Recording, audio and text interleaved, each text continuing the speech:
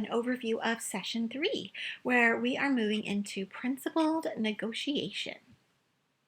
In this particular session, we are looking a lot at both positional bargaining and principled negotiation. And what this made me think about as I was reading and exploring the Fisher work, but also thinking about the concepts, is that he mentioned how we sort of slip into what we are comfortable with. So we're seeking tradition and ease and speed because we know how these things work. When we are approaching pretty much any transaction. But principal negotiation made me think about the act of bartering, because bartering is much more centered on everyone being genuinely pleased with the outcome. Everyone gains equally. It doesn't necessarily match up in the sense of, $20 and $20, but it's looking at what we need and what we want and making sure that the other person also gets those things. And of course, as Fisher points out, these aren't new ideas, but things that were unknown 10 to 20 years ago are known now. Now we're all sort of finally getting on the same page and appreciating that there are actually options, that maybe it's not terrifying to negotiate. Maybe we can do these different actions and accomplish them. But we're going to talk about that a little this week as we look at why things like bargaining and negotiating sound a little scary sometimes. As always, we have our topic outcomes, which are going to be reflected in our assignments, a discussion and submitted assignment. And then, of course, we have some reading and viewing. The readings are a bit heavy this week, so get ready. So our two topic outcomes are to discuss positional bargaining as it relates to negotiation and to create a story about copyright law. So let's look first at positional bargaining. It immediately made me think of some advertisements. You may remember these as well. Things like CarMax's "I hate to haggle," which as an entire sort of brand identity is that you don't have to talk to the salesman in terms of what exactly am I paying. You walk up, the salesman says this is the ticket price, and you're done. And then slightly differently, Priceline had The Negotiator for quite some time. And that one is kind of about an agent, isn't it? Because again, you don't really want to haggle, but that's going to get you the best possible deal. So we have someone in the middle who negotiates the best possible outcome. And that was a whole thing for quite some time. I think you could probably start thinking of some more examples here too, as we consider these. So I'm not sure my page numbers are right, but I've tried to include the general area where I found info. But in Fisher, we're looking at positional bargaining, which is, quote, each side takes a position, argues for it, and makes concessions to reach a compromise, end quote. However, let's look at what he has to say about principled negotiation instead, because think about this positional bargaining. You have to have that position, and you're going to get sort of cemented into it. When he talked about that, it made me think about how I'm generally teaching writing, and I urge students to always use an outline. One of the key problems with starting with paragraphs is that we take that position. We start to see that paragraph as belonging in that particular spot. And then we are uncomfortable, we're reticent, we are resistant to moving it to another area where it could work a whole lot better. And if we start with an outline where we're looking at phrases and words and notes, we're much more comfortable scratching it out and moving it here, moving it there.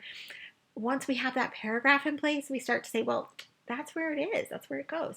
And it immediately made me think of this in that space, that we really need to be cautious because we're not going to get the best outcome. Instead, we're going to make concessions until we finally get something that sort of works for everyone.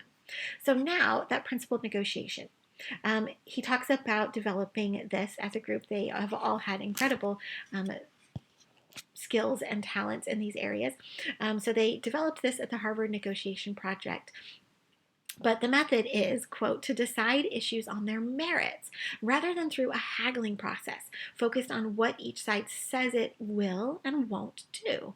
It suggests that you look for mutual gains whenever possible, and that where your interests conflict, you should insist that the results be based on some fair standards independent of the will of the other side. The method of principled negotiation is hard on the merits, soft on the people. Principled negotiation shows you how to obtain what you are entitled to and still be decent. It enables you to be fair while protecting you against those who would take advantage of your fairness, end quote. He talked as well about this idea of being hard on merits and soft on the people, and that is worth heavily exploring because I think the language as he intends it is a little bit different than how most of us take it. He also defines this in terms of some of the chapters. So as you're going into the readings and you're thinking, oh, that's a lot of chapters, it's part of this whole setup that he is talking in chapter 1 about standard strategies of positional bargaining, but then he's going to be talking about the principles of the method for negotiation. So watch those elements, and that's why. Also, think about what sounds better to you. Does it sound better to get the most out of everyone, or does it sound better that we all get what we want and need out of it? Like sort of a ratio or a quotient of happiness and pleasure out of it. Then our creating a story about copyright law. This is where we finally get to have our creative side out. We're going to look at more details as we go further along, but I wanted to point out sort of the shape of it here. We can either write a fiction story about fair use copyright violation or a creative nonfiction report. So the report side, obviously there are so many ways to interpret this. Please don't get stuck on my explanation or exploration if you already have an idea in place. I thought about what we have been reading as sort of nonfiction reports, like we are sort of casting the information. We're like, X happened, Y happened, Z happened. And that format is going to be great for this, but we could also do more of a story in this. Instead, we are writing about how people are experiencing these situations. So whichever angle, whichever direction on this spectrum that you decide to explore should work really well. Also, I feel like when we're in classes that are so short, we often have a lot of pressure to come up with an idea really quickly. Move, move, move. Well, obviously we want to do a good job and we want to focus and we want to learn and we want to explore. But it's also possible to sort of riff off of what we're working on. So as we were looking at our Dr. Seuss case in session 1, I also thought about Dr. Seuss's The Sneetches and the books by Max Lucado of You Are Special. If you know either of these stories, you'll see that they are uncomfortably close. They have a very different message in the sense that Lucado is talking about faith and Dr. Seuss is talking more about capitalism, but there are some striking similarities. But I think it's a really interesting exploration, considering that when we were looking at the Dr. Seuss Star Trek example that Comic Mix did, it was so very derivative, like it was painfully derivative. But if we look at these two, we'll see some very clear lines connecting them. And yet the illustrations are very, very different. The tone of voice is very, very different. The approach to sort of like what the dots and stars and those ideas are is quite similar, but yet again, it has sort of a variety to it.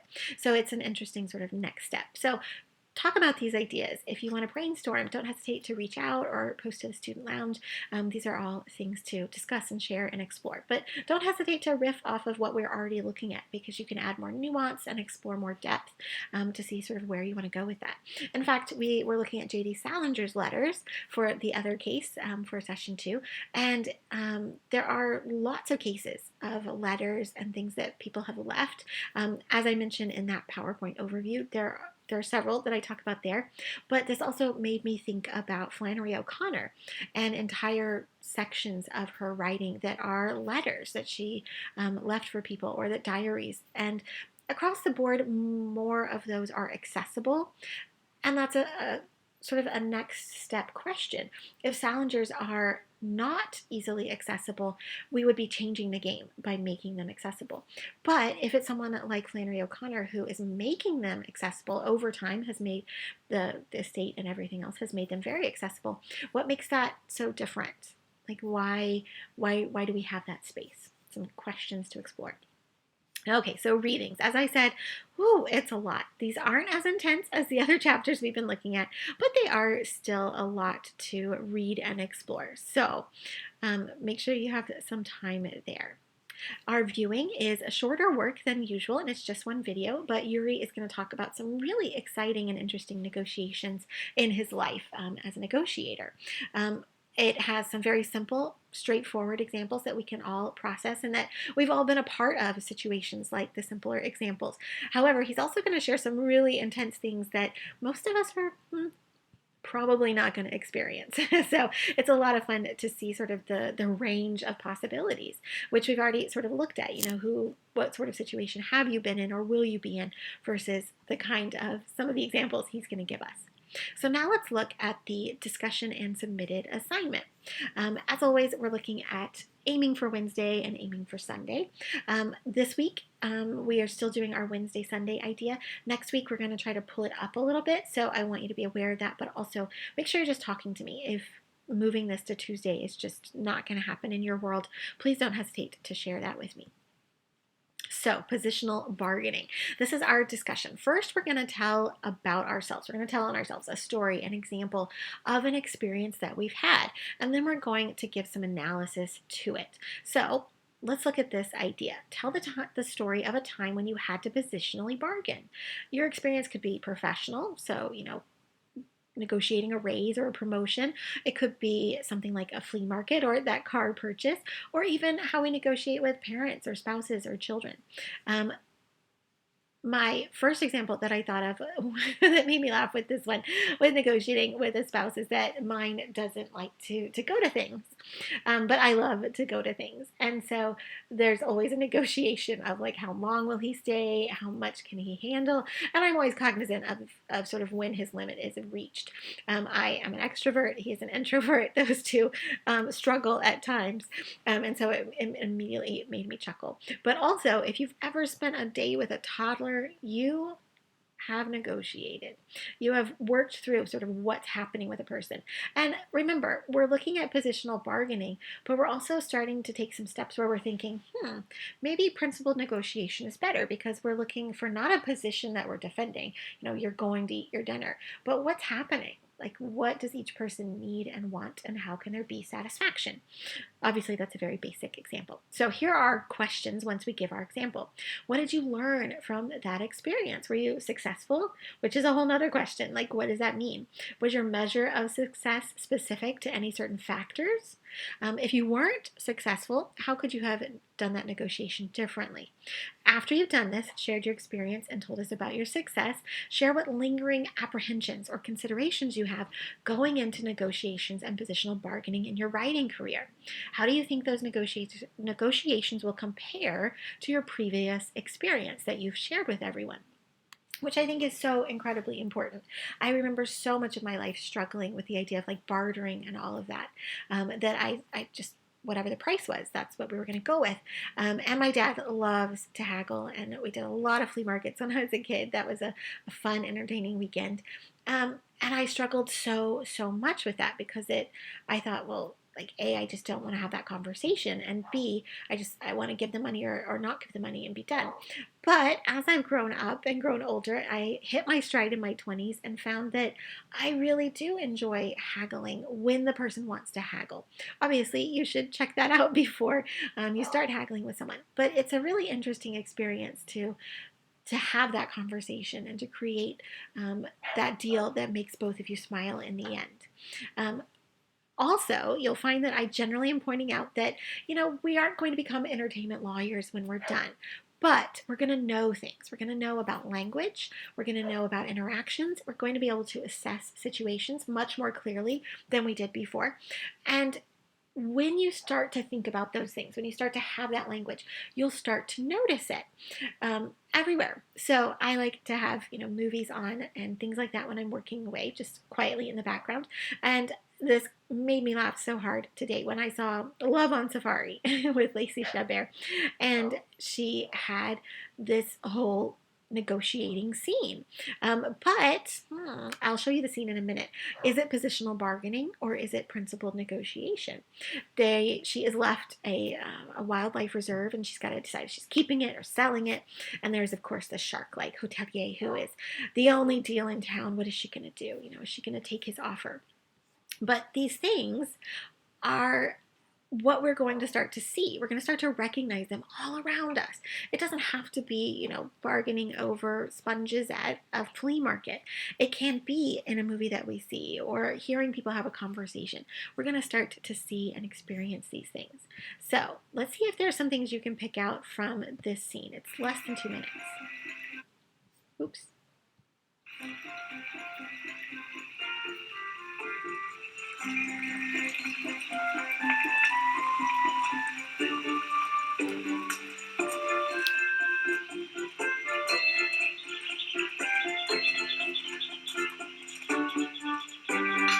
Kira, wasn't expecting you. And Tom Anderson, I certainly wasn't expecting you.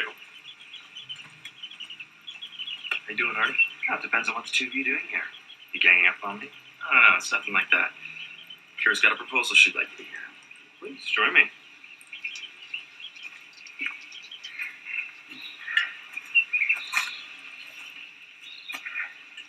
Last time we spoke, you said that you understood just how special Iguatula is and how you want to protect that. Absolutely. Of course, we need to make some changes to fit in with the Warrington brand, but I'm confident we can strike a balance between progress and preservation. That's great to hear, because what I want to suggest is, instead of buying Iguatula, why don't you invest in it? Become a partner with us, with me. Help us make Iguatula the best it can possibly be. Well, not to sound selfish, but what do I get out of this arrangement? Well, we could put your logo on all the vehicles and in all the lodges. You'd be rebranding yourself as a corporation with a conscience. What could be better than preserving a threatened ecosystem like the savannah? It's a great pitch. So you're interested? And investing? No. There's a great marketing angle for the project once we buy. Look, everyone knows Iguatula's a sinking ship. That's why mine's the only offer on the table. Because I'm the only one with a vision to see what it could be.